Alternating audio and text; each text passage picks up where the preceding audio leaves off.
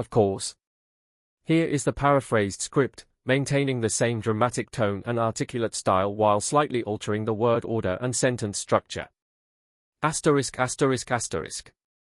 History remembers William the Conqueror as the Norman duke who changed England forever.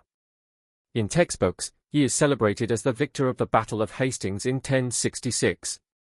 He is the man who unified a fractured kingdom, bringing continental governance to the British Isles. His name is carved into monuments, his deeds immortalized in the Bayeux tapestry. Yet behind this carefully constructed legacy of triumph lies a far darker truth, one written in the blood, ash, and screams of thousands who dared to resist his iron rule. William was not merely a conqueror in the military sense. He was an architect of terror, a strategist who understood that fear could accomplish what armies alone could not. His methods were calculated, systematic, and designed to break the spirit of an entire people. Marked by acts of cruelty that shocked even the hardened rulers of medieval Europe, William's reign was evident from the smouldering ruins of northern England to the gallows where English nobles met their end. This was a man who ordered the destruction of entire regions, who wielded starvation as a weapon, and who demonstrated through unflinching brutality that resistance would be met not with mercy, but with annihilation. The chronicles of his time, penned by monks who witnessed the devastation firsthand, speak of horrors that transcended the norms of medieval warfare. Orderic Vitalis, a Norman chronicler with no reason to slander his own people's king, wrote with visible anguish about the atrocities committed in William's name. The suffering was documented in prose that trembled with barely contained rage by the English scribes who compiled the Anglo-Saxon chronicle. Even William of Malmesbury, writing decades later with the benefit of historical distance, could not disguise his revulsion at what the Conqueror had unleashed upon England. What follows is not a tale of glorious conquest, but a forensic examination of 7 specific acts that define William's true legacy. A legacy built on scorched earth, severed limbs, and mass graves. These are not myths or legends embellished by time. They are documented historical facts, corroborated by multiple sources and by archaeological evidence that continues to surface nearly a millennium later. Each act reveals a different facet of William's ruthlessness, his willingness to commit genocide to secure power, his use of mutilation as political theater, his contempt for the sanctity of human life when it stood between him and absolute control. This is the story of how one man's ambition transformed an entire kingdom into a landscape of terror. It is the story of villages erased from existence, of children who starved because William ordered every source of food destroyed, of men who were blinded and castrated for the crime of defending their homeland. It is the story of how medieval Europe, no stranger to violence, recoiled in horror at the systematic brutality of the Norman conquest. And it is the story of how William the Conqueror earned a second, darker title in the whispered conversations of his terrified subjects, William the Bastard, who proved that cruelty, when wielded with sufficient determination, could indeed conquer a nation. The blood has long since dried on the stones of England's castles. Scattered by centuries of wind are the ashes of burned villages. But the memory of what William did, what he ordered, what he permitted, what he justified, remains embedded in the historical record like a scar that refuses to fade. This is that record. This is the true cost of conquest. This is the legacy that textbooks often choose to omit. Welcome to the dark side of 1066. Welcome to the reign of William the Conqueror. Let us begin. The Harrying of the North, a campaign of systematic genocide. In the winter of 1069, William faced his greatest challenge since Hastings. The north of England, that wild and defiant region beyond the Humber, had risen in open rebellion. An unlikely alliance had been formed by Anglo-Saxon nobles, Danish raiders, and Scottish opportunists, united by their hatred of Norman rule. They had stormed York, massacred the Norman garrison, and declared their independence from William's authority. For a king whose power rested entirely on the perception of invincibility, this was not merely a military setback. It was an existential threat that demanded a response so overwhelming, so total, that no one would ever dare rebel again. Upon northern England in the months that followed, William unleashed what would become known to history as the Harrying of the North. A campaign of devastation so complete, so merciless, that it would leave scars visible in the archaeological record nearly 1,000 years later. This was not war in the medieval sense where armies clashed and castles were besieged. This was deliberate, calculated genocide. William ordered his armies to destroy not just the rebel forces, but the very capacity of the North to sustain human life. Every village, every farm, every source of food and shelter was to be obliterated. The goal was not conquest. It was extinction. With methodical precision, the campaign began. Organized into mobile columns, Norman forces swept through Yorkshire, Durham, Northumbria, and parts of what is now Cumbria and Lancashire. They carried specific orders: burn every building, slaughter every animal, destroy every tool that could be used for farming. Set ablaze in the fields were standing crops. Stored grain was scattered and burned. Smashed were ploughs. Demolished were mills. Sunk were fishing boats. Orchards that had taken decades to mature were cut down or burned. Even seed grain, the precious reserve that farmers set aside to plant next year's crop, was destroyed or contaminated. William was not satisfied with victory. He wanted to make survival itself impossible. Writing in the early 12th century, Orderic Vitalis, a Norman monk, documented what followed with prose that could barely contain his horror. He described how the survivors, those who had managed to flee the advancing Norman armies, began to starve as winter tightened its grip. With no shelter, no food, and no means to acquire either, tens of thousands of people faced a choice between starvation and cannibalism. Orderic wrote of finding bodies on the roads, of corpses half-eaten by the desperate living, of parents who had killed and consumed their own children rather than watch them die slowly of hunger. The chronicler, normally restrained in his judgments, abandoned all pretense of objectivity. He called the harrying of the North a crime that stained William's soul, an act for which the king would answer to God. Compiled 17 years later in 1086, the Domesday Book provides chilling statistical evidence of the devastation. Entry after entry in the northern sections notes simply, waste, land that had been productive before 1069, but was now abandoned, depopulated, incapable of generating any revenue for the crown. Entire villages had vanished, their names preserved only in the Domesday Survey. Modern historians, analyzing the data with demographic models, estimate that between 100,000 and 150,000 people died as a direct result of the harrying. Roughly 5 to 10% of England's entire population at the time. To put this in perspective, it would be equivalent to a modern government deliberately causing the death of millions of its own citizens. Corroborating the written accounts, archaeological excavations in Yorkshire and Durham have uncovered physical evidence. Excavated villages show clear signs of sudden abandonment around 1069 to 1070, with hearths left cold midwinter and tools discarded where they lay. A dramatic change in vegetation patterns during this period is revealed by pollen analysis of peat bogs, with cultivated species disappearing and being replaced by wild grasses and scrub, evidence that farming had ceased entirely across vast regions.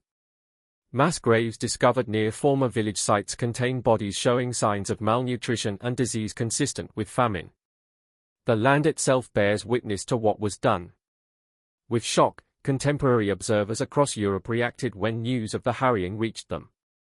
Pope Alexander II, who had blessed William's invasion in 1066, reportedly expressed grave concern about the scale of the devastation.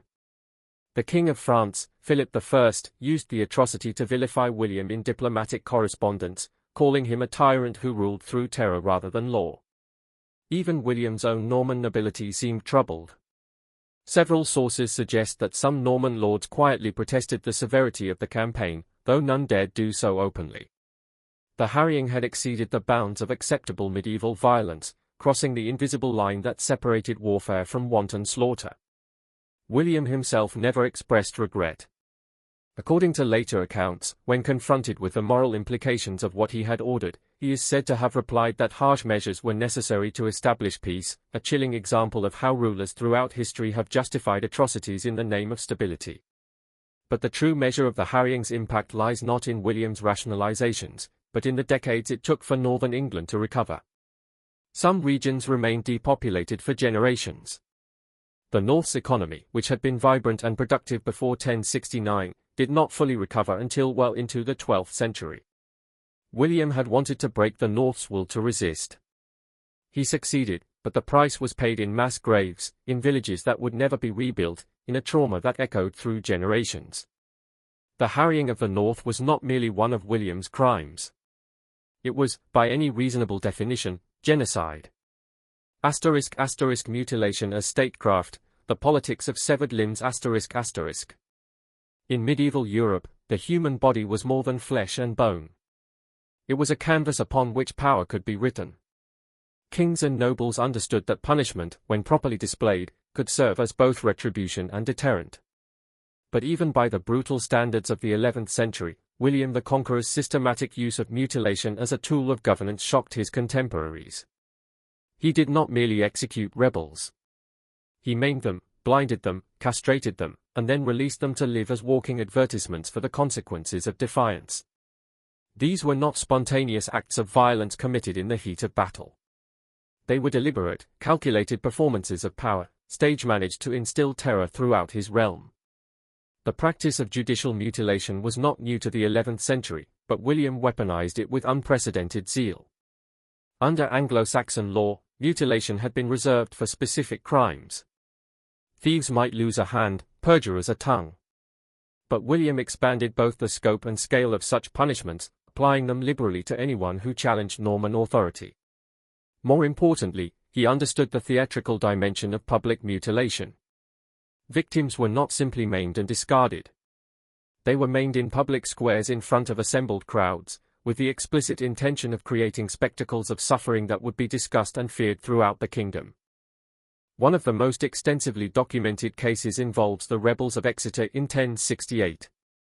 When the city finally surrendered after a prolonged siege, William's vengeance was swift and theatrical. According to William of Malmesbury, the king ordered the blinding of several prominent citizens who had led the resistance. The procedure, primitive and agonizing, involved heating metal rods until they glowed red, then pressing them directly into the victim's eyes, destroying the corneas and optic nerves. Paraded through the streets before being released, the victims were left to stumble blind through the countryside, living reminders of what awaited those who opposed the Norman king. The message was unmistakable: William could rob you of your sight, of your most basic connection to the world, and force you to live on as a testament to his power. A different symbolic function was served by castration, one rooted in medieval concepts of masculinity and dynastic power. For noble rebels, particularly those with claims to lands or titles, castration was not just physical torture. It was genealogical annihilation. A castrated man could father no heirs, could establish no dynasty, could not pass on his name or his claim to future generations. When William ordered the castration of captured English nobles, he was not merely punishing individuals. He was erasing bloodlines, severing the threads that connected Anglo-Saxon aristocracy to their ancestral lands. Several chronicles record instances where entire groups of captive nobles were castrated en masse, their severed testicles sometimes displayed publicly as grotesque trophies. Yet another purpose was served by the amputation of hands and feet, the creation of living symbols of powerlessness. A man without hands could not wield a sword, could not work a plough, could barely feed himself. A man without feet could not walk, could not flee, could not stand as an equal among his peers. These mutilations transformed proud warriors and prosperous farmers into dependent beggars, objects of pity rather than respect. Orderic Vitalis describes encountering such men on the roads of Normandy and England, former soldiers reduced to crawling on stumps, former craftsmen unable to practice their trades, all bearing William's mark upon their bodies. What made William's use of mutilation particularly effective was its combination with mercy, or rather the perverse imitation of mercy. Unlike execution, which was final and could create martyrs, mutilation allowed victims to survive and spread fear. William seemed to grasp instinctively that a blind man stumbling through a marketplace or a castrated noble forced to watch his estates pass to Norman lords was more valuable than a corpse in a grave. These maimed survivors became involuntary propagandists for Norman power. Their ruined bodies were more eloquent than any proclamation. Every person who saw them was reminded, this is what happens to those who resist. And unlike a corpse that could be buried and forgotten, a mutilated victim remained visible, a permanent exhibit in William's Museum of Terror. Beyond political rebels, the practice extended to common criminals, particularly those guilty of poaching on Norman-controlled hunting grounds. Forest law, imported from Normandy and imposed with rigid severity, made hunting royal game a capital offense, or worse. Poachers caught in the king's forests faced blinding, castration, or the amputation of fingers, hands, or feet, depending on William's mood and the perceived severity of the offence. The Anglo-Saxon Chronicle records bitter complaints about these punishments, noting that Englishmen were being mutilated for trying to feed their families by hunting deer in forests their ancestors had freely used for centuries. William had turned entire regions into exclusive hunting preserves, and the bodies of English peasants paid the price for his sport. The long-term psychological impact of William's mutilation campaign cannot be quantified, but it permeates the sources. English writers describe a kingdom living in constant fear, where men were afraid to speak freely, to gather in groups, to question Norman authority in even the mildest terms. The threat of mutilation hung over every interaction with Norman officials like an invisible blade, and that was precisely the intention. He had discovered that you did not need to mutilate everyone to control everyone. You only needed to mutilate enough people in sufficiently public ways to make the threat ubiquitous. In this sense, every blind beggar, every castrated noble, every handless peasant was not just a victim, but a tool, an instrument through which William maintained his grip on a conquered and traumatized population. The body politic of England had been inscribed with the signature of its conqueror, written in scar tissue and missing limbs, a text that could be read by all and forgotten by none. ***The Great Dispossession, Erasing Anglo-Saxon England ***. Conquest is often measured in battles won and territories claimed.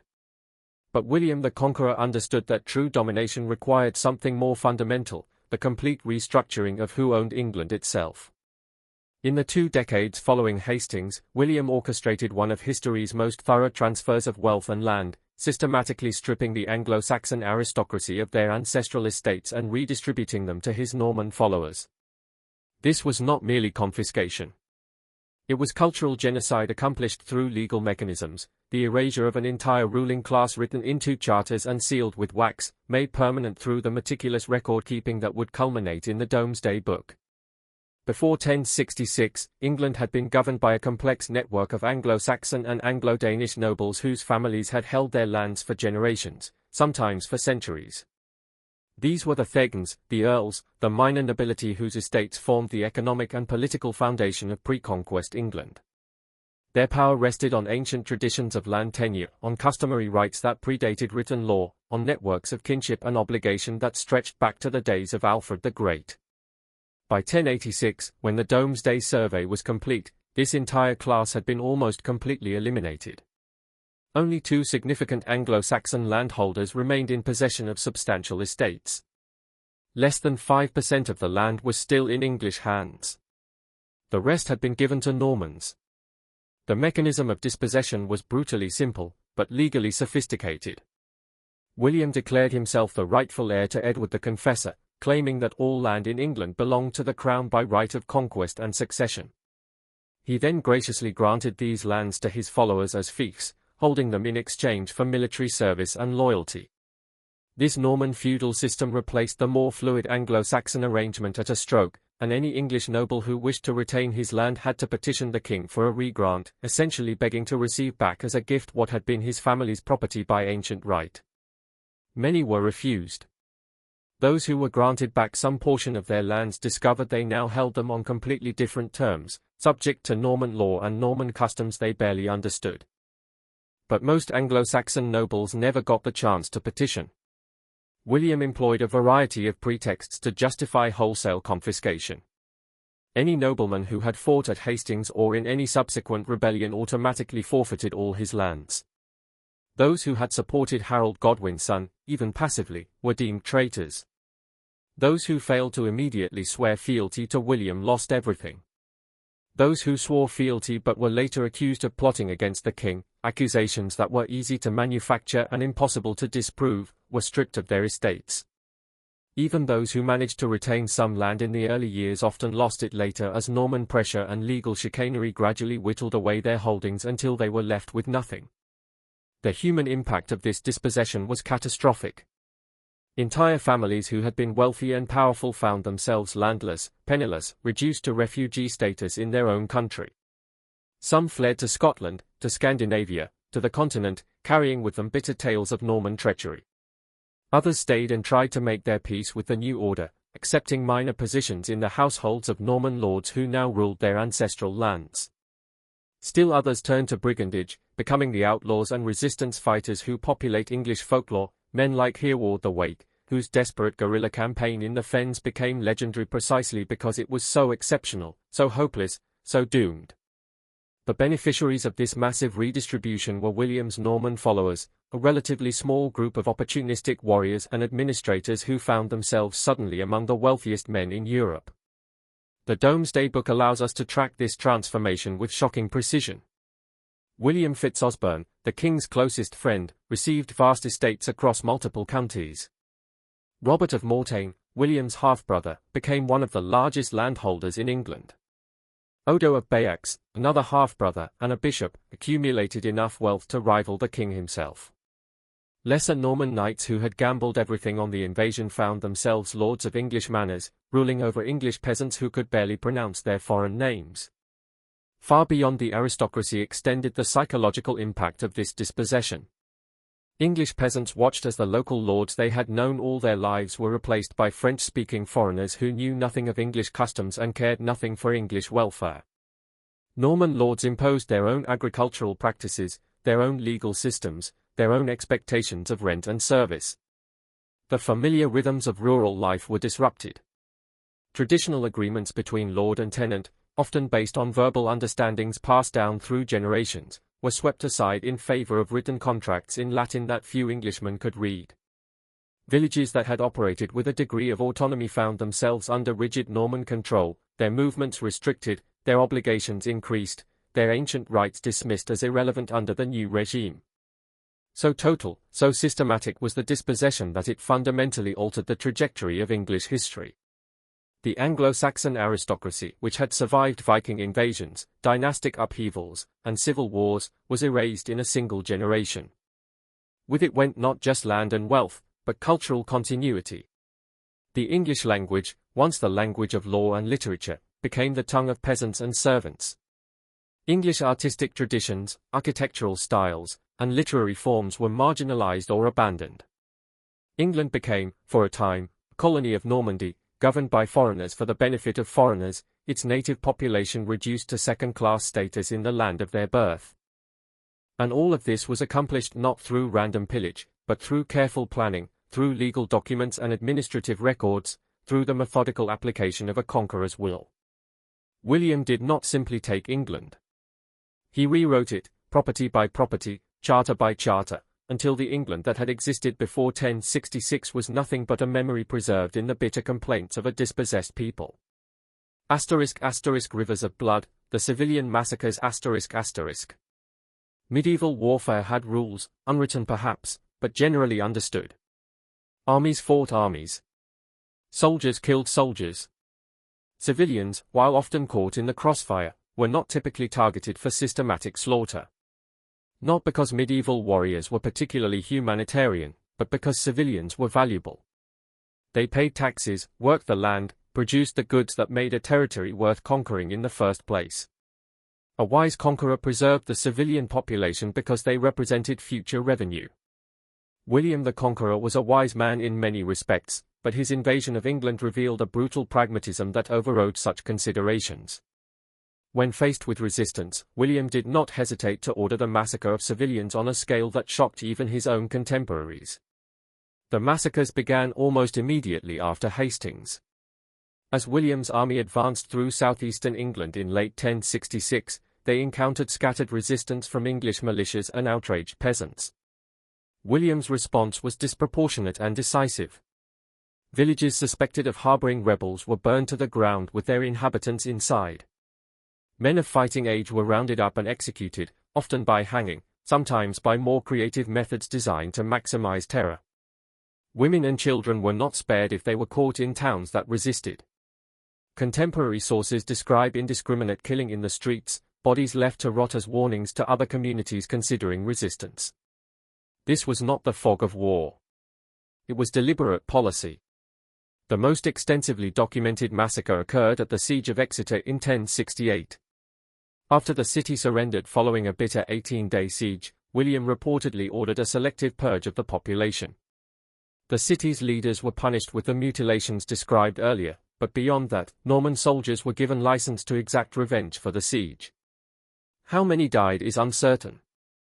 Chronicles offer contradictory numbers, but multiple sources agree that the streets ran with blood, that bodies accumulated faster than they could be buried, that the stench of death hung over Exeter for weeks. The massacre served its purpose. After Exeter, other English towns surrendered rather than face similar treatment. But individual massacres, horrific as they were, paled in comparison to William's systematic policy regarding survivors of conquered territories. Those who did not die in the initial violence often faced a fate that medieval observers considered worse: enslavement. The slave trade had been declining in much of Western Europe by the 11th century, but William's conquest produced a sudden glut of human merchandise. Thousands of English men, women, and children were rounded up after rebellions, chained together in columns, and marched to ports for shipment to slave markets in Europe and the Mediterranean. The trade was so extensive that it drew complaints from religious authorities, including Archbishop Lanfranc of Canterbury, who protested the sale of Christians as slaves. The enslavement process itself was brutal and efficient. After a successful military campaign, Norman soldiers would sweep through the surrounding countryside, capturing anyone who had fled. Men were evaluated for their potential labor value. The young and strong were kept for heavy work or sold abroad, while the old and weak were often simply killed as economically worthless. Women and children were particularly valuable in the slave trade, women for domestic service and sexual exploitation, children because they could be trained and would provide years of labor. Families were separated without ceremony. Parents watched their children dragged away in chains. Spouses were sold to different buyers. These were not prisoners of war in any recognized sense. They were simply people who had the misfortune to live in the wrong place when William's army passed through. Some slaves remained in England, put to work building the castles that would symbolize Norman domination. The rapid construction of hundreds of motte and bailey fortifications across England in the decade after Hastings required enormous amounts of manual labor, digging ditches, moving earth, cutting timber, hauling stone. Much of this work was performed by enslaved English workers, toiling under Norman overseers, building the very structures that would ensure their continued subjugation. The irony was lost on no one. Archaeological excavations of some Norman construction sites have revealed burial pits containing bodies bearing signs of overwork, malnutrition, and untreated injuries, likely the remains of workers who did not survive the brutal pace of construction. The scale of the slave trade generated by William's conquest can be glimpsed in fragmentary records from continental markets. Bristol, a major English port, developed a notorious reputation as a center of the slave trade, with ships regularly departing for Ireland, Scandinavia, and beyond. Dublin's slave market saw a significant influx of English captives in the years after 1066. Even Icelandic sagas make oblique references to English thralls acquired during this period. The human cost is incalculable, but conservative estimates suggest that tens of thousands of English people were enslaved as a direct result of William's invasion and the rebellions it provoked. What makes William's civilian massacres and enslavement policies particularly striking is their calculated nature. These were not atrocities committed by an army out of control, driven by bloodlust and looting instinct. They were deliberate strategies authorized from the top, designed to accomplish specific political and economic goals. The massacres destroyed resistance. The enslavement punished rebellion while generating revenue and labor. Together, they created a climate of absolute terror that made further resistance seem suicidal. By 1070, the English population had learned a bitter lesson: opposing William did not mean death in honest battle, but massacre if you fought and slavery if you survived. It was a lesson written in the burned ruins of villages, in the empty spaces where towns had stood, in the faces of the chained columns of prisoners being marched to the coast. And it was a lesson that would not be forgotten for generations. Fortresses of oppression, the castle system. A castle is more than walls and towers. It is a statement of power made tangible, an architectural argument that cannot be refuted, a permanent assertion of dominance over the landscape and the people who inhabit it. William the Conqueror understood this with the clarity of genius. In the years following 1066, he ordered the construction of hundreds of castles across England, more fortifications built more quickly than in any comparable period in European history. These were not merely defensive structures designed to protect Norman garrisons. They were instruments of occupation, watchtowers from which foreign soldiers could survey conquered territory, symbols of subjugation visible for miles around. And for the English people forced to build them, to live beneath their shadows, the castles represented something else entirely, the permanent reality of their defeat. The construction process itself was an exercise in ruthless efficiency and brutal disregard for English welfare.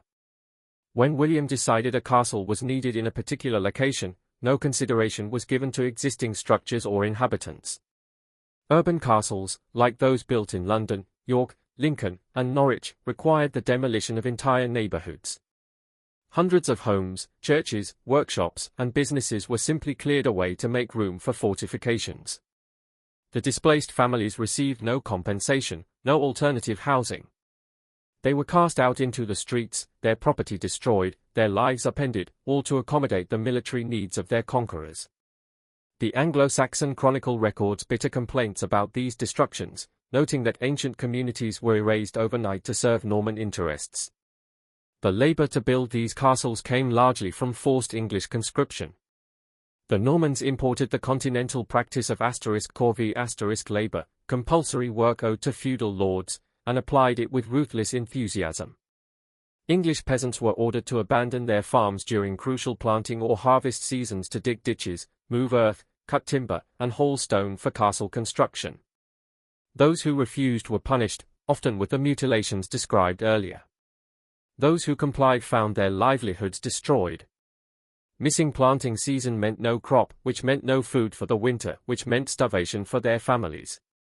The castles rose quickly, but they rose on the broken backs of English labor. Each stone was cemented with English suffering. Once completed, the castles served as bases for systematic oppression.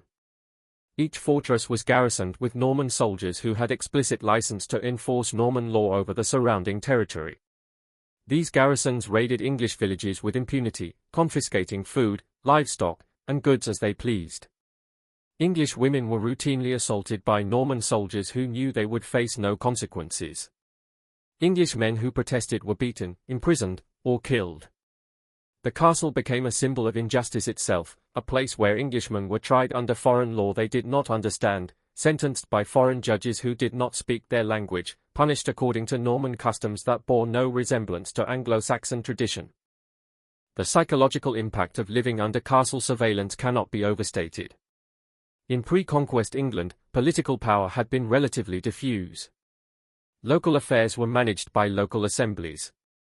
And while there were certainly hierarchies and injustices, there was also a sense that English people had some agency in their own governance.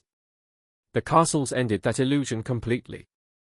Every English community within sight of a Norman fortress, which, given the density of castle construction, meant most communities, lived under the constant awareness of being watched, monitored, controlled. The castle on the hill was a permanent reminder that Norman soldiers could descend at any moment, that Norman law superseded English custom, that resistance was futile because the Normans had built their power into the very landscape. William's sophisticated understanding of occupation logistics is revealed by the strategic placement of castles. Major castles were built at key transportation nodes, river crossings, road junctions, coastal ports, where they could control movement and commerce.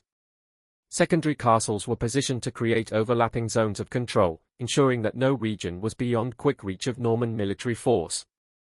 The density was particularly high in areas that had shown rebellious tendencies. Yorkshire, after the harrying of the north, was ringed with castles. The Welsh marches bristled with fortifications. Even relatively peaceful regions received their share of Norman strongholds, because William trusted no one and assumed that any English community might revolt if given the chance. Overwhelmingly on the English fell the economic burden of the castle system. Not only were they forced to build the structures, but they were then required to support the garrisons that occupied them. Local populations had to provide food, fuel, and supplies for the Norman soldiers who oppressed them, a bitter irony that contemporary chroniclers noted with undisguised anger. The cost was ruinous. Villages that had been moderately prosperous before 1066 found themselves impoverished by the constant demands of nearby garrisons. The Domesday Book records numerous estates whose value had plummeted since the Conquest, and castle construction and support is frequently cited as the cause. William had effectively created a system where the English paid for the infrastructure of their own subjugation. By 1086, England bristled with an estimated 500 to 600 castles, an astonishing number for a kingdom of its size. This represented one of the most intensive fortification programs in medieval history, comparable to what later colonial powers would build in conquered territories centuries later. And that comparison is apt, because William's castles served precisely the colonial function. They were forward operating bases in hostile territory, islands of Norman power in a sea of sullen English resentment. They transformed England's physical landscape while simultaneously transforming its political reality. Before the castles, English resistance seemed possible, even plausible. After the castles, rebellion meant confronting fortified positions manned by professional soldiers, an insurmountable tactical obstacle. The castles did not just dominate England's skyline. They dominated England's imagination, crushing hope with their mere presence. William had not merely conquered England.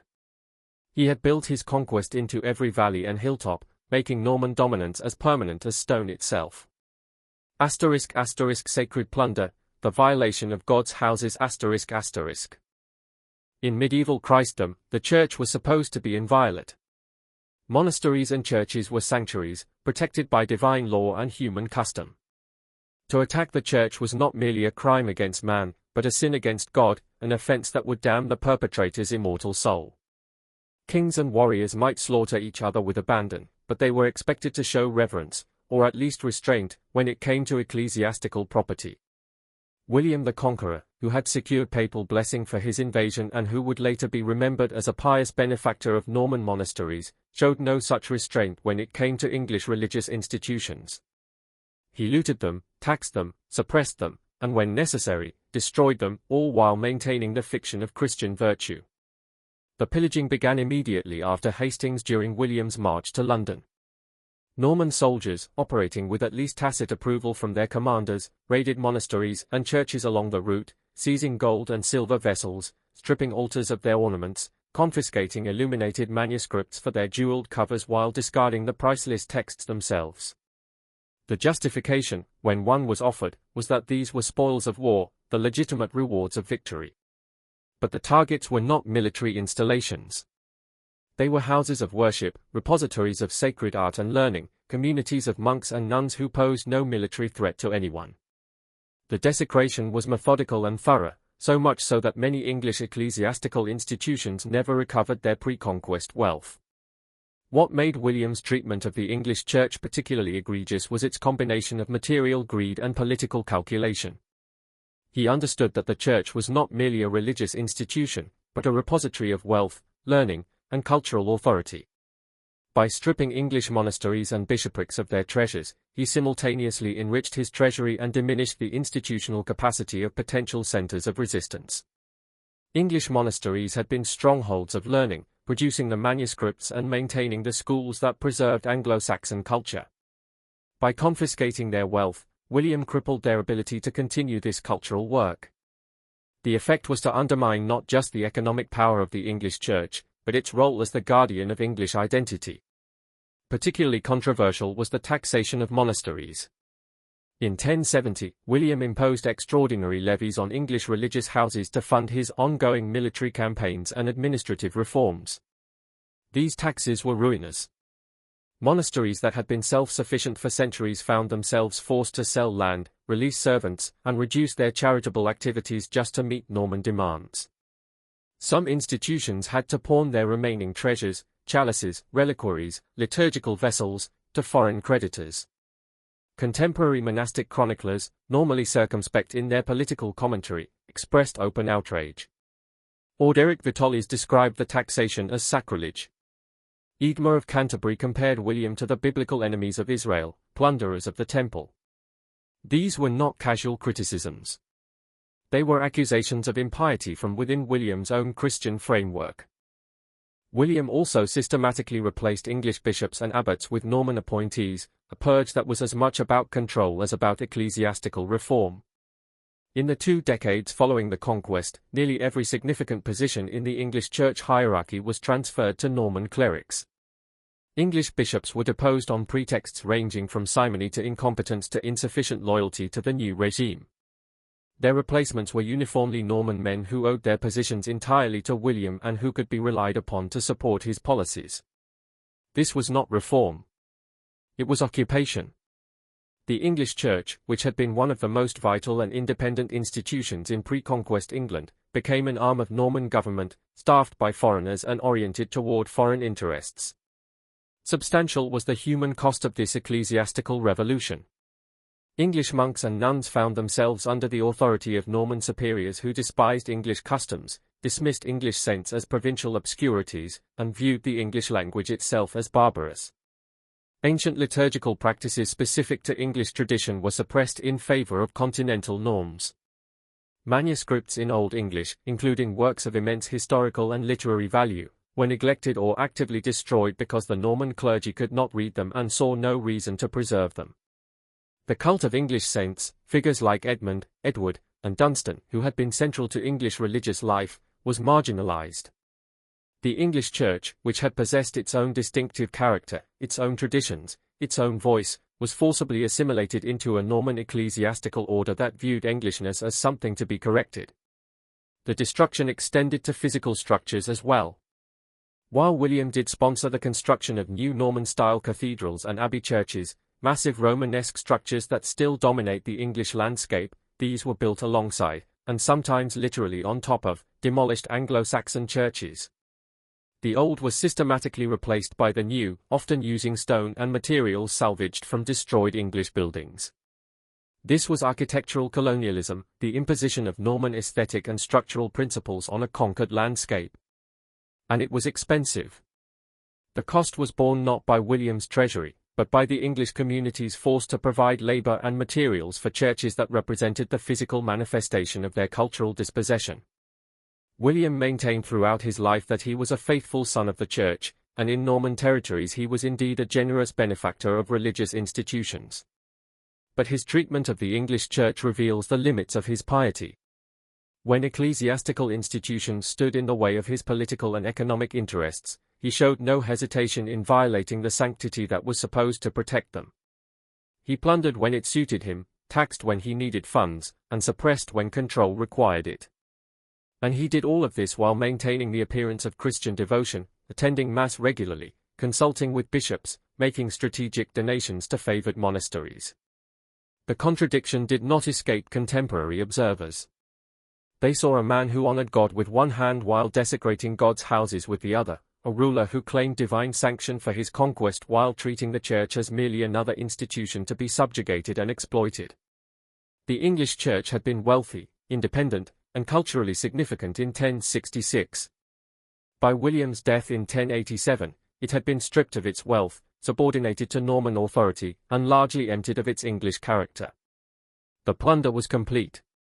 ***The royal forests, a kingdom within a kingdom****. Of all the Norman impositions that embittered the English people, few generated more lasting resentment than the creation of the royal forests. In pre-conquest England, woodlands had been resources held in common, places where ordinary people could hunt, gather firewood, graze.